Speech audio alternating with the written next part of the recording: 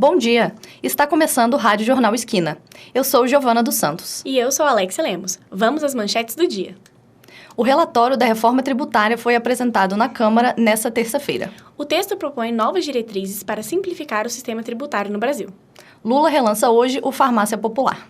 O programa permite retirada de graça de 40 medicamentos por quem recebe o Bolsa Família. Supremo analisa marco temporal nesta quarta-feira e 50 indígenas vão acompanhar dentro do plenário. Corpus Christi. Infraero informa aumento no número de passageiros durante o feriado. Dia dos Namorados deve movimentar o comércio e aumentar o faturamento de bares e restaurantes em até 30%, segundo a Brasel. A tenista Bia Haddad faz história e chega às semifinais do torneio de Roland Garros na França. Está começando o Rádio Jornal Esquina. Nesta edição do Rádio Jornal Esquina. Problemas no transporte público. População reclama do metrô. Canabidiol como remédio no Brasil. Uso do cigarro eletrônico por jovens brasilienses. Você já ouviu falar em Pink Tax? Saiba o que é e como afeta o consumo das mulheres. Como o tema da educação sexual pode ser abordado nas escolas. E ainda, 38% das pessoas usam jogos eletrônicos como forma de entretenimento. O Rádio Jornal Esquina está no ar. Você está ouvindo o Rádio Jornal Esquina. Usuários do metrô DF se queixam sobre o serviço da companhia. As principais reclamações estão relacionadas aos problemas de lotação dos vagões e à falta de organização da frota de veículos. A repórter Maiara Mendes tem as informações. O metrô DF possui 27 estações em funcionamento e a maioria apresenta problemas técnicos e organizacionais. No ano de 2022, os passageiros foram prejudicados por constantes instabilidades nos painéis de sinalização. Além disso, problemas como lotação e a falta de veículos e de pontualidade são grandes queixas dos usuários do transporte. A estudante de administração Ingrid Cristina reclama da falta de investimento. Bom, eu acho que ele deveria aumentar a frequência das manutenções e fazer mais revisões nos trens para evitar problemas em relação ao aumento da circulação no horário de pico. O especialista em mobilidade urbana Carlos Pena disse que atualmente grande parte desses problemas se dá pela falta de projetos para a mobilidade urbana moderna. O Distrito Federal está calcado num projeto rodoviarista. Nós tivemos um projeto de mobilidade moderna para o século XXI, combinando metrô, trem e ciclovias e calçadas, com integração total de todos os meios de transporte, metrô, trem, ônibus elétrico, VLT, tudo que rodasse, tudo que fosse utilizado, utilizaria um mesmo cartão integrado, com extrema acessibilidade, tudo movido a eletricidade ecologicamente correta, né? Em nota, a companhia do metrô DF informa que pretende dar continuidade no projeto de modernização da bilhetagem e possui projetos em andamento para a compra de passagens online. Segundo a nota, o metrô realiza manutenções preventivas em todos os sistemas, instalações e equipamentos, que seguem roteiros definidos pela engenharia. Não há previsão de compra de novos trens no momento. De Brasília, Maiara Mendes para o Rádio Jornal Esquina. O uso de canabidiol vem substituindo métodos tradicionais no tratamento de doenças. A reportagem é de Maria Paula Meira. Um levantamento feito pela Kaya Mind, empresa especializada no mercado do segmento da cannabis, mostra que no Brasil existem mais de 80 empresas que atuam na área, mesmo sem a regulamentação abrangente dos produtos. Segundo a Anvisa, existe apenas um medicamento à base de cannabis registrado. Ele é utilizado para tratamento de casos específicos de epilepsia. Outros 15 produtos à base da planta foram registrados com autorização provisória. A farmacêutica Júlia Diniz explica qual o procedimento para a aprovação de um novo remédio. O uso de um medicamento que não tem eficácia e segurança comprovadas, a gente tem o risco de o produto não funcionar e agravar a doença ou a condição do paciente. Todo tratamento médico tem que ser feito com base em evidência. A legislação exige para o registro de medicamentos que todos os testes toxicológicos, pré-clínicos e clínicos estejam todos prontos no momento de pedir o registro. A farmacêutica afirma que não há problemas em fazer testes necessários para comprovar que o uso de um produto é seguro e eficaz, desde que o fabricante realize os estudos de acordo com as normas da Anvisa. Maria Paula Meira para o Rádio Jornal Esquina. Uma pesquisa revela que o Distrito Federal tem o maior número de jovens que utilizam cigarro eletrônico. A repórter Maria Luísa Castro conta mais sobre o assunto. O estudo feito pela Universidade Federal de Minas Gerais revela que no Brasil 16,8% dos jovens utilizam cigarro eletrônico. E de acordo com o mesmo estudo, o Distrito Federal é onde mais jovens usam o produto, 30,8%. A estudante Georgia Meyer usa o cigarro eletrônico há 2 anos e meio. Eu continuo usando o cigarro eletrônico pelo fato dele me aliviar um pouco em algumas situações de estresse e de ansiedade. E são justamente nessas situações que eu procuro fumar, pelo fato de eu sentir que me alivia um pouco, que eu fico mais tranquila, eu fico menos estressada. E é assim que eu me sinto usando o cigarro eletrônico, apesar de saber de todos os malefícios. O pneumologista Ricardo Martins alerta para os riscos do uso dessas substâncias. O cigarro eletrônico, ele é capaz de promover uma série de problemas, como, por exemplo, câncer de pulmão, bronquite, enfisema. Então, nós temos uma doença chamada VAP, que é uma doença causada pela queimadura do pulmão em função desse produto. O especialista diz que o sucesso entre o público jovem tem a ver com o fato de o cigarro eletrônico ser novidade, mas o produto, mesmo em versões sem nicotina, faz tão mal quanto o cigarro convencional. Maria Luísa Castro, para o Rádio Jornal Esquina. Nos últimos 10 anos, houve um aumento significativo de 64% das internações por câncer de intestino. O dado é do Instituto Nacional do Câncer, o INCA. Confira mais na reportagem de Valentina Lisboa. O câncer de intestino ou coloretal é caracterizado pela formação de um tumor que se inicia no intestino grosso, no reto e ânus. O INCA estima 44 mil novos casos nos próximos 3 anos. Atualmente é o segundo tipo mais frequente de câncer, atrás apenas do de próstata e do de mama. O médico cirurgião oncológico Cícero André Gomes explica que em torno de 60% dos casos de câncer têm origem em fatores externos, como exposição prolongada e em grande quantidade ao álcool, tabagismo, uma dieta principalmente rica em conservantes. Já uma minoria dos casos entra naquele percentual mesmo que a gente também já comentou, que é uma predisposição genética. Então, determinados pacientes podem ter uma determinada predisposição genética, fazendo com que a gente já precise atuar de uma maneira, idealmente, até profilática. Os principais sintomas da doença são presença de sangue nas fezes, dor e cólica abdominal com mais de 30 dias de duração, emagrecimento não intencional, alteração no ritmo intestinal, anemia, cansaço e fraqueza. O médico explica que na fase inicial os pacientes podem não apresentar sintomas, mas o diagnóstico pode ser feito por exames de fezes e de colonoscopia. Sem dúvidas, a doença sendo diagnosticada na fase mais precoce, o tratamento será muito mais fácil para a equipe de oncologia que vai assistir o caso. Então, quando a doença ela é bem inicial, ou seja, quando o paciente é privilegiado nesse sentido, a gente consegue fazer uma abordagem menos invasiva. O especialista diz que nesses casos o tratamento cirúrgico pode ser suficiente sem a necessidade de quimioterapia. Valentina Lisboa para o Rádio Jornal Esquina. Uma a cada 5 mulheres no mercado de trabalho tem problemas de saúde relacionados à menstruação e à menopausa. O dado é de uma pesquisa da Women, realizada pela empresa de consultoria Deloitte. A reportagem é de Ana Carolina Miranda. Entre as brasileiras, 49% trabalham mesmo que estejam sofrendo com cólicas. Para 57% das profissionais do Brasil, as empresas deveriam oferecer licença remunerada para que elas trabalhassem quando sentissem dores desconfortáveis, menstruais. Essas dores podem ser debilitantes e afetar a capacidade de concentração, desempenho físico e bem-estar geral. Trabalhar enquanto se lida com dores menstruais pode ser extremamente desafiador. É o que explica a ginecologista Marcele Domingues. O rendimento no trabalho é bastante afetado nas mulheres por conta das dores menstruais, principalmente naquelas mulheres que possuem endometriose. Tem alguns estudos que estima-se que uma mulher com endometriose, ela pode estar ausente no trabalho até 5 vezes mais do que uma mulher que não sofre com endometriose. A ginecologista afirma que a mulher com dor menstrual pode sentir níveis extremos de dor que não melhoram nem com analgésicos potentes, como a morfina. Nesses casos, a mulher precisa ser internada para fazer o controle de dor com bloqueios realizados por anestesistas. Ana Carolina Miranda, para a Rádio Jornal Esquina.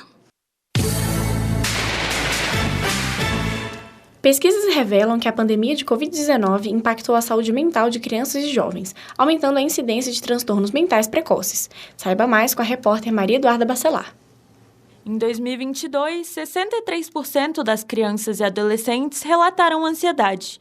É o que mostra uma pesquisa feita com 16 mil jovens pelo Fundo de Nações Unidas para a Infância, o UNICEF. Os jovens apresentaram modificações comportamentais significativas durante e após o período pandêmico. A psicóloga clínica Vanessa Lazari avalia que a ansiedade tem sido um grande mal da atualidade. Existem uma gama muito variada de distúrbios, transtornos, dificuldades mentais. E quando isso surge muito precocemente na vida do indivíduo, ainda na infância ou mesmo na juventude, a gente vê que a pessoa desenvolve formas muito cristalizadas de lidar com as adversidades, defesas muitas vezes patológicas. A psicóloga ainda destaca que entre as principais causas dos transtornos mentais precoces provocados pela pandemia, o mundo virtual gera a impossibilidade de desenvolver capacidades importantes para o progresso psicológico e emocional. O mais importante para que a gente possa tentar reverter esse quadro atual é repensando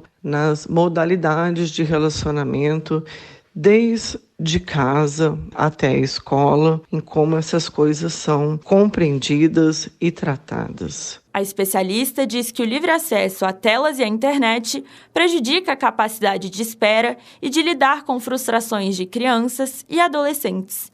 De Brasília, Maria Eduarda Bacelar, para o Rádio Jornal Esquina.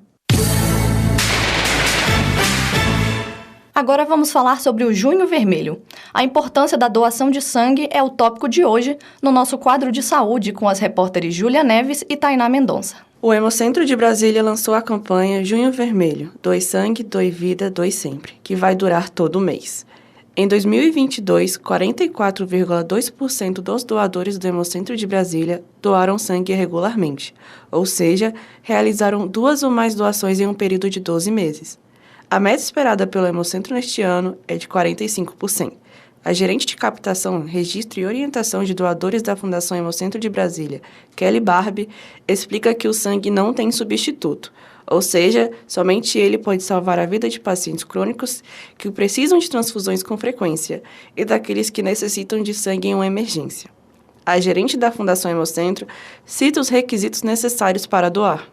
Primeiro critério, pessoal, estar se sentindo bem. Não pode estar doente, não pode estar com sintomas de doenças. É importante estar dentro da faixa etária, ter entre 16 e 69 anos, pesar pelo menos 51 quilos, trazer um documento oficial com foto, como RG, CNH ou carteira de trabalho, ter dormido 6 horas na noite anterior e vir bem alimentado, sem gordura e derivados do leite. Esses são os critérios.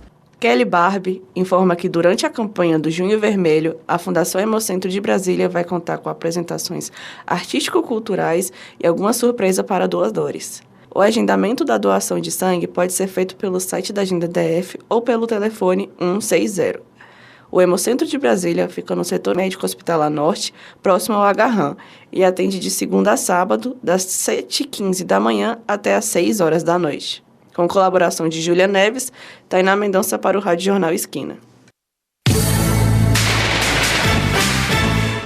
No próximo bloco, você vai ver as notícias mais recentes sobre o mundo digital e conferir a nossa agenda para o feriado. A gente volta já. Você está ouvindo o Rádio Jornal Esquina. As imagens do corpo da cantora Marília Mendonça, vítima de um acidente aéreo em novembro de 2021, foram divulgadas durante necrópsia no Instituto Médico Legal do Estado de Minas Gerais. A repórter Lorena Rodrigues explica por que isso é um crime digital. Em nota, a Polícia Civil de Minas afirmou que, após a informação a respeito do compartilhamento das imagens do laudo de necrópsia da cantora, imediatamente instaurou os procedimentos administrativos para apuração dos fatos. O registro de prints de telas dos computadores dos terminais policiais é a principal hipótese para o vazamento das imagens. A especialista em Direito Digital, Privacidade e Proteção de Dados, Ana Clara Chicrala, explica que quem compartilha imagens de cadáveres, mesmo não sendo responsável por fotografar o corpo, fere os direitos do falecido e da família e está sujeito a penalidade civil e indenização. Tanto a Constituição quanto o Código Civil dão direito dos sucessores dessa pessoa, normalmente a família, de primeiro parar o compartilhamento dessas imagens na justiça e também buscar uma indenização, se for o caso. Além da pessoa que praticou o crime de tirar essas imagens lá do órgão público, a pessoa que compartilha ou que compra essas imagens também está sujeita à responsabilização. Mas e depois que as imagens já estão na internet? A especialista ressalta que ainda não há nenhuma legislação que obrigue a moderação de conteúdos em plataformas digitais. Por isso, as regras de compartilhamento são exclusivas de cada plataforma. O que se tem é depender da boa vontade das plataformas e também conscientização dos usuários da educação de uma educação digital que permita com que as pessoas entendam que propagação, por exemplo, de uma foto de uma pessoa já falecida é um crime. Tramita no Congresso Nacional um projeto de lei que regula a atuação das plataformas digitais em relação aos conteúdos que circulam nessas redes. De Brasília, Lorena Rodrigues para o Rádio Jornal Esquina. O Twitter adotou uma nova política de verificação. Para saber mais das mudanças na plataforma, vamos conferir a reportagem de Maria Eduarda Cardoso. Os usuários ou instituições que quiserem ter a certificação terão de pagar uma mensalidade de $8 ou uma anualidade de $84. Desde abril, quando o serviço passou a valer, os usuários que receberam a certificação de graça perderam o selo. Segundo o Twitter, o selo é uma confirmação de que a conta é notável, ativa e autêntica. Mas a pesquisadora da Escola de Comunicação da USP, Ana Hertal, avalia que a mudança pode trazer descrédito para a certificação e influenciar na confiabilidade das informações. O complicador é esse, ainda a gente tem agências de validação de notícias falsas, mas a gente não tem ainda agências de validação de perfis falsos. E isso vai ser uma coisa que vai ter que surgir, porque a gente vai ter que encontrar quem são essas pessoas para poder dialogar corretamente com elas e saber, né, qual é a posição verdadeira delas antes de ficar lendo mentiras e coisas erradas por aí. A especialista ainda sugere que o governo exija uma dupla certificação por parte das plataformas para evitar que perfis falsos recebam os selos e disseminem conteúdos enganosos. De Brasília, Maria Eduarda Cardoso para o Rádio Jornal Esquina. Um estudo revela que aproximadamente 40% da população brasileira joga videogames. A reportagem de Torga Magalhães. O estudo da empresa alemã GfK mostrou que 38% dos brasileiros jogam diariamente para se entreter. O uso de videogames costuma ser alvo de críticas, como a do presidente Lula sobre os riscos de incentivo à violência pelos jogos. A psicóloga Luísa Ribeiro considerou que foi uma fala infeliz, já que nem todos os jogos são violentos. Assim como ele falou a questão da educação, existem jogos educativos, existem jogos que estimulam a cognição. Então, esse mundo virtual é um mundo que está em ascensão, e não é por sorte, né? É por alguns motivos, por justamente trazer toda essa riqueza, inclusive, para a nossa vida, né? Então, acredito que a gente precisa arrumar uma forma, não de excluir, de falar que é horrível, que não deve ser jogado, mas uma forma de fazer as pazes com isso, de estabelecer regras. A psicóloga também lembra que os jogos foram importantes para a socialização durante a pandemia. Outro exemplo de benefício que os jogos trazem para as pessoas. Mas a especialista aponta alguns cuidados que as famílias devem ter com jogos eletrônicos. O acompanhamento dos pais, saber o que os filhos estão jogando, com quem estão interagindo e trabalhar sempre na educação do filho no mundo virtual. Torga Magalhães para o Rádio Jornal Esquina.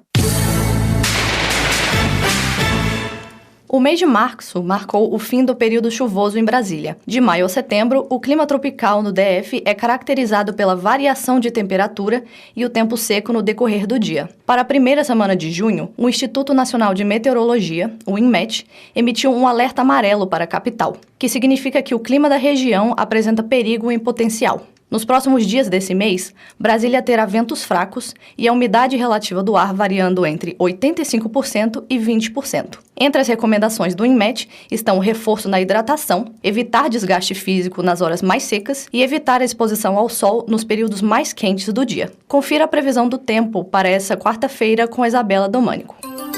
Previsão do tempo. Hoje, a máxima fica em 27 graus com a mínima de 11. O céu começa com céu claro e na parte da tarde fica com poucas nuvens. É recomendado beber bastante água, pois a umidade deve cair durante o dia e pode chegar até 30%. As informações são do Instituto Nacional de Meteorologia. Isabela Domônico para o Rádio Jornal Esquina. É importante lembrar que a seca também impacta nossos melhores amigos, os pets. Otávio Mota tem dicas de como cuidar dos animais neste período. Com a umidade baixa e a seca, os cães e os gatos podem desenvolver problemas respiratórios, coceira nos olhos, fadiga e até desidratação. Eles podem ser afetados tanto quanto nós, e, por isso, é necessário prestar atenção nos sinais que os bichinhos nos dão ao longo do dia. Para evitar que problemas relacionados ao clima seco do Cerrado Brasiliense afete o seu pet, escute as dicas da veterinária Ana Carolina Castro. Fornecer local de sombra, tá sempre trocando a água deles, fornecer uma água fresca e limpa em recipiente adequado. E alguns animais gostam também de tomar banho, se refrescar na água, você pode passar fazendo isso. É recomendado que se coloque bacias com mais água, toalhas molhadas e até umidificadores são bem-vindos. Por último, mas não menos importante, a veterinária explicou sobre o cuidado que devemos ter ao passear com o cachorro ou gato, nos horários mais quentes e secos do dia, entre as 10 da manhã e as 4 da tarde. Otávio Mota para o Rádio Jornal Esquina. Você já ouviu falar em cão de suporte? Essa temática chegou à Câmara dos Deputados. A reportagem é de Rebecca Kemely. Os cães de suporte emocional são animais que ajudam pessoas com transtornos mentais ou físicos. As pessoas que necessitam desse tipo de apoio normalmente possuem condições como depressão, ansiedade, transtorno do espectro autista, entre outros. A psicóloga Giovana Campos explica como o animal pode ajudar.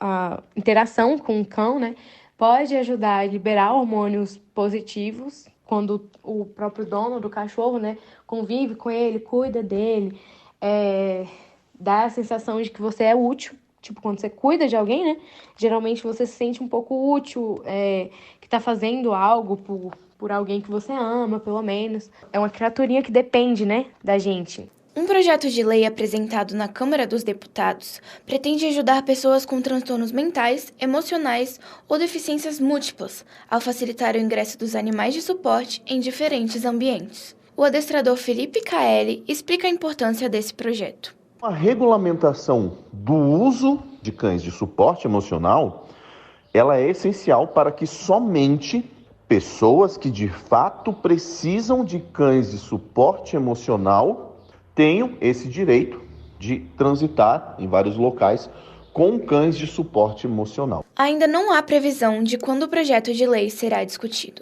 De Brasília, Rebecca Kemely para o Rádio Jornal Esquina. Que legal! Eu acho que um cão que daria um ótimo companheiro emocional é o Golden Retriever. Sempre estão felizes e fazem questão de estar ao lado do tutor em todos os momentos. Concordo, Alexia. Os animais realmente cuidam muito da gente. Mas agora, seguindo para o próximo assunto, vamos falar de dublagem. O que é melhor, assistir a vídeos dublados ou legendados? A reportagem é de Gabriel Romeiro. Segundo uma pesquisa feita pelo Instituto Data Popular, 76% dos entrevistados preferem assistir conteúdo dublado na televisão. O resultado não é muito diferente nos cinemas. 59% dos brasileiros escolhem filmes dublados. Na Netflix, os jovens são os que mais curtem conteúdos dublados, 84%. A estudante Eduarda Barroso não faz parte desse grupo. Normalmente eu prefiro filmes legendados, porque eu acredito que quando tá dublado, a fala fica meio diferente da boca da pessoa. E eu não tenho uma audição muito boa, então eu prefiro ler a boca da pessoa. Então, e como eu já tenho a dominância no inglês, eu acho que eu prefiro ter essa dominância logo já no legendado. O ator e dublador Maurício Sambranel explica que, ao assistirem filmes legendados, as pessoas podem perder detalhes importantes do filme. Com certeza perde alguns detalhes específicos com relação à expressão, a um olhar sarcástico, a, de repente, uma questão de a pessoa querer dizer determinada coisa com uma intenção totalmente distinta, não necessariamente pelo sarcasmo. E como você às vezes está muito concentrado ali, claro, depende da pessoa, depende da velocidade de leitura dela, depende do nível de interpretação que ela vai ter da legenda. Se ela tiver com o olhar livre simplesmente na produção dublada, ela vai sacar muito mais do filme. O dublador acrescenta que a preferência em ver filmes dublados está ligada também à idade de quem assiste e à capacidade de acompanhar a velocidade da legenda, além de que a dublagem adapta o sentido de piadas e referências feitas no filme. De Brasília, Gabriel Romeiro para o Rádio Jornal Esquina. Confira agora o que fazer neste feriado de Corpus Christi com os repórteres Bernardo Caporali e Bianca Luca. Agenda Cultural.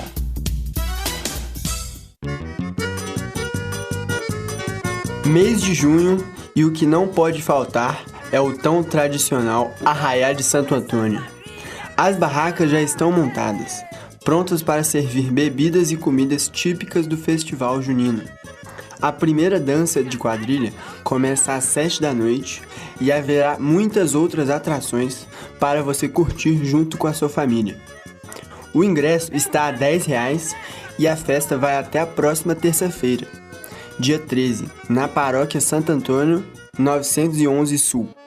Em sua quarta edição, o Fan Festival, produzido pela Fan Entretenimento, vai até o dia 18 de junho, no Parque da Cidade.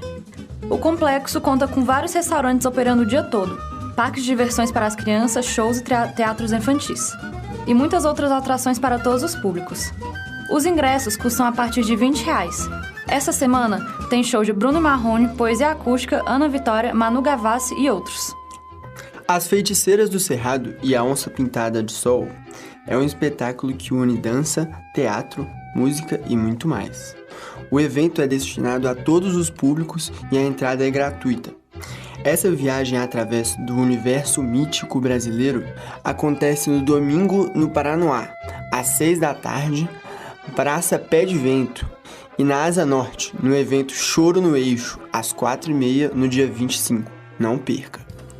A exposição Oscar Niemeyer, Linhas e Luzes, fica até dia 22 de junho na Praça Central do Parque Shopping. A exposição celebra os 40 anos do local e é também um presente à capital federal. A experiência imersiva tem atividade voltada para o público infantil. As crianças poderão participar de oficinas de desenhos e replicar croquis de obras do arquiteto de Brasília. Os ingressos são adquiridos por meio da Fiverr, sendo R$50 a inteira e R$25 a meia. O combo família, que contempla 2 adultos e 2 crianças de 5 a 12 anos, sai por R$60. E o combo duplo, válido de segunda a quinta-feira, beneficia os clientes multi com a compra de 2 ingressos a R$30. Essa é apenas uma seleção de eventos culturais que estão ocorrendo em Brasília no momento. É sempre bom verificar a disponibilidade, os horários e os ingressos com os organizadores ou locais dos eventos, pois as informações estão sujeitas às alterações. Por hoje é só. Boa diversão. Bernardo Caporali e Bianca Luca para o Rádio Jornal Esquina.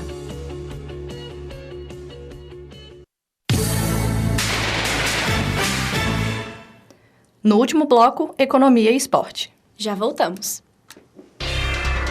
Você está ouvindo o Rádio Jornal Esquina.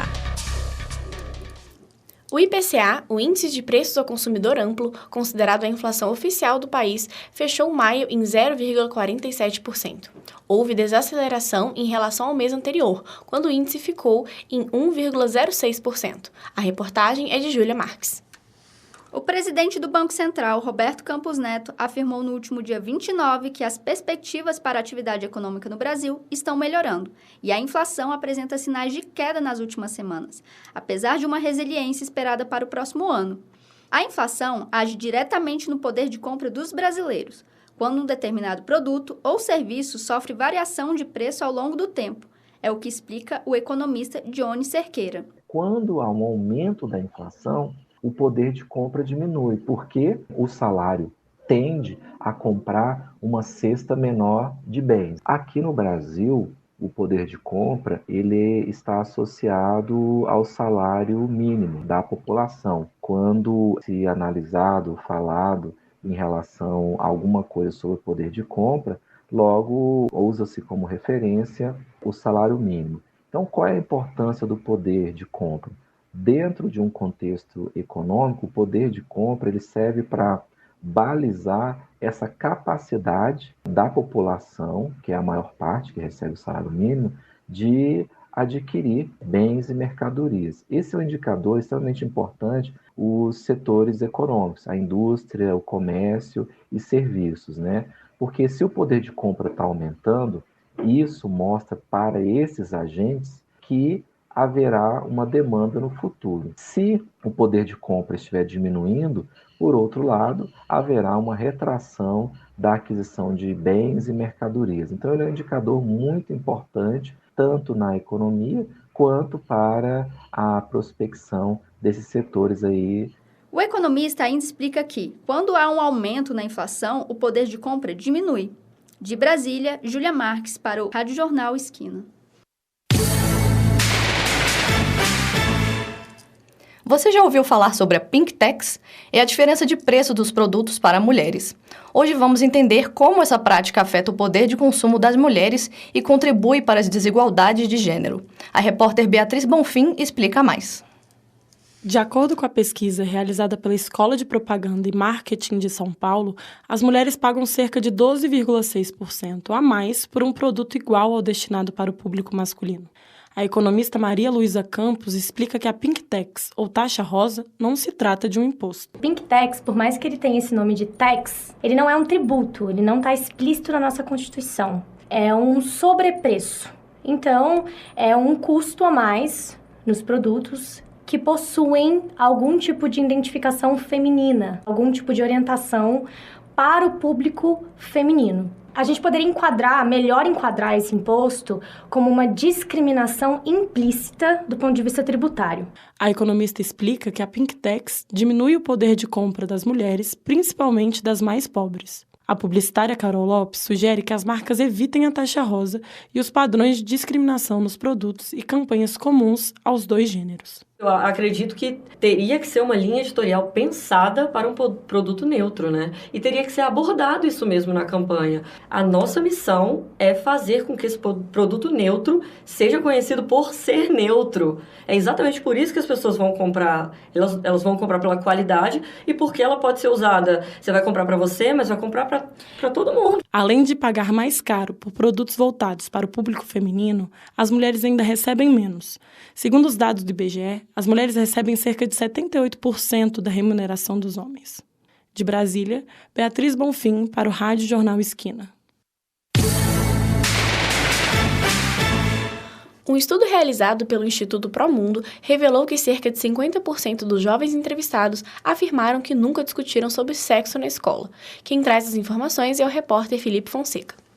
O Programa Nacional de Saúde do Adolescente, instituído pelo Ministério da Saúde, orienta a inclusão da educação sexual nas escolas como parte das ações de promoção da saúde e prevenção de doenças. Essas diretrizes legais respaldam a importância da educação sexual como um componente fundamental na formação dos estudantes. A professora de Biologia, Ana Carolina Ribeiro, explicou como essa abordagem deve ser feita.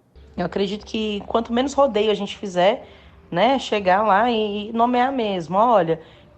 isso aqui é o sistema genital masculino, o sistema genital feminino, os nomes são esses, né? A relação sexual acontece dessa forma. Então, assim, sendo muito clara e muito objetiva, eu acho que a gente consegue, de fato, trazer os meninos para uma realidade mais respeitosa. Segundo a especialista, a educação sexual nas escolas deve ser abordada de forma interdisciplinar, envolvendo disciplinas como biologia, ciências, filosofia e sociologia. Isso permite uma compreensão mais ampla e contextualizada da sexualidade, considerando não apenas os aspectos biológicos, mas também os socioculturais, éticos e afetivos. A estudante Maria Gregório relata a experiência com o tema.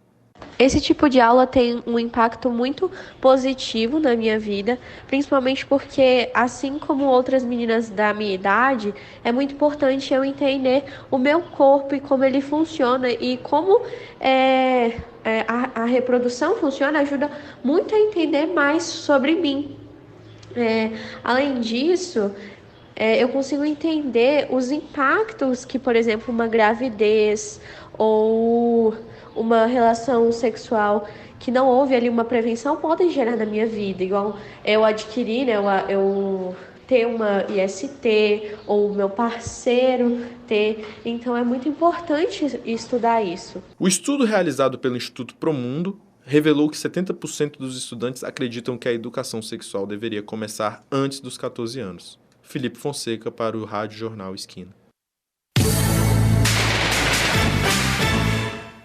O prefeito de 65 anos da cidade de Araucárias, no Paraná, casou com uma adolescente de 16 anos. Logo após a união oficializada, ele colocou a sogra em um cargo de confiança. O caso repercutiu muito nas redes sociais. Quem conta mais sobre o assunto é a repórter Daniele Silva. O Ministério Público investiga nepotismo. A diferença de idade de quase 50 anos gerou debates. Um jovem de 16 anos está preparado para o casamento? De acordo com o Código Civil, a idade permitida para se casar é a partir dos 16 anos, com a autorização de ambos os pais ou responsáveis. É o que explica o advogado constitucionalista Arthur Melo. A lei em questão que a gente está falando é a Lei 10.406 de 2002. Essa lei é o nosso Código Civil. No Código Civil, no seu artigo 1517, considera como idade núbil a pessoa a partir dos 16 anos. Então, nesse sentido, o legislador ele estabeleceu uma idade que, muito embora seja inferior aos 18 anos, que é o marco da maioridade civil, a pessoa está em idade núbil. A partir daquele momento existe a possibilidade do casamento. Só que nessa questão envolvendo menores de idade entre 16 e 17 anos, é necessário a autorização de ambos os pais ou responsáveis pelo menor para que ocorra esse casamento. Estudos mostram que, atualmente, a maioridade do Código Civil não corresponde com a responsabilidade emocional e psicológica. A psicóloga Elizabeth Medeiros acredita que, pelo desenvolvimento tardio social, um adolescente de 16 anos não está apto para o casamento. Nós sabemos que a sociedade atual, ela vem passando por um desenvolvimento psicológico e emocional mais tardio. Tanto que diversos autores já têm estendido o prazo da adolescência, né, até os 25, ou alguns levam até os 30 anos. Então, nós podemos, baseado nisso, saber que dificilmente uma pessoa com 16 anos estaria de fato apta para um casamento. A psicóloga complementa que, nesse caso em específico, a jovem não se desenvolveu o suficiente para a tomada de decisão, o que futuramente pode levar a arrependimentos e traumas. De Brasília, Daniele Silva para o Rádio Jornal Esquina. A Associação de Pais e Amigos dos Excepcionais, por meio do projeto APAE Emprego, ajuda na inserção de pessoas com deficiência no mercado de trabalho no DF. O repórter Pedro Reis explica. Empresas com mais de 100 empregados são obrigados por lei a ter entre 2% e 5% do quadro de funcionários ocupados por pessoas com deficiência. O projeto APAE Emprego começou antes mesmo da lei. Os profissionais da instituição colaboram com todo o processo, desde a pré-qualificação, passando por cursos preparatórios, até a inclusão nas empresas.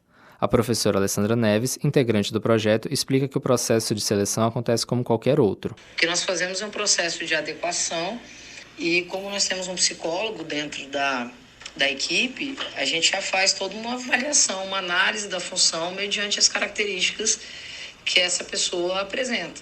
O processo de acompanhamento que a APAE realiza, após a contratação da pessoa com deficiência, num primeiro momento nós realizamos a cada mês e depois a cada semestre. O aluno Eric Tavares trabalha no gabinete de um parlamentar e participou do projeto APAE Emprego.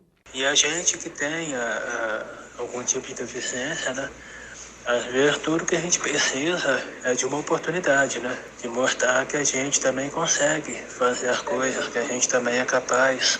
APAEs de todo o Brasil fazem serviços semelhantes, mas o projeto APAE Emprego é exclusivo do DF e é referência nacional na colocação de pessoas com deficiência no mercado de trabalho.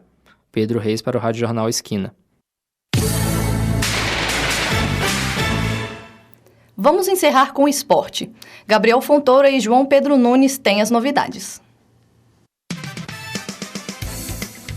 Olá, fã de esportes. Eu sou o Gabriel Fontoura. E eu sou o João Pedro Nunes. Bom, no quadro esportivo de hoje, nós falaremos sobre as equipes brasileiras na Libertadores e na Sul-Americana, e também sobre a final da NBA. Iremos falar dos jogos de ontem e dos que acontecerão nos próximos dias. É isso mesmo, Gabriel. Então vamos começar com os jogos da Libertadores de ontem.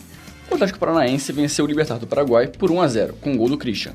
Ainda pelo grupo G, o Atlético Mineiro venceu fora de casa o Alianza Lima do Peru, também por 1-0. O gol da partida foi do Hulk. Vale lembrar que com o resultado o Atlético Paranaense já se garantiu nas oitavas de final da competição. Hoje, o Palmeiras joga em casa contra o Barcelona de Guayaquil. Fora de casa, o Internacional visita o Nacional do Uruguai. O Corinthians, por sua vez, tem um confronto com o Independente Del Valle do Equador e o Fluminense joga contra o River Plate da Argentina. Agora Sul-Americano. Só o América Mineiro venceu ontem. O Coelho bateu o Milionários por 2-0. Ainda na competição, o Botafogo empatou fora de casa com o LDU por 0-0. Já o Santos perdeu para o Newell's Old Boys e o Fortaleza perdeu para o Estudiantes de Mérida. Nessa quarta-feira, o Bragantino enfrenta o Estudiantes de La Plata na Argentina. Mudando de esporte, hoje tem o jogo 3 das finais da NBA entre o Denver Nuggets e o Miami Heat. A série está empatada em 1-1 e o jogo de hoje será o primeiro da série em Miami. Por hoje é só, até a próxima. Tchau, tchau e bom feriado.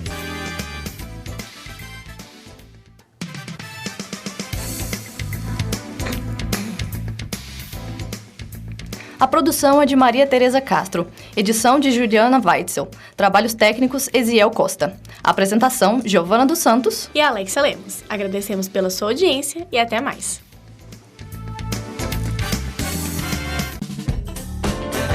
Você ouviu o Rádio Jornal Esquina.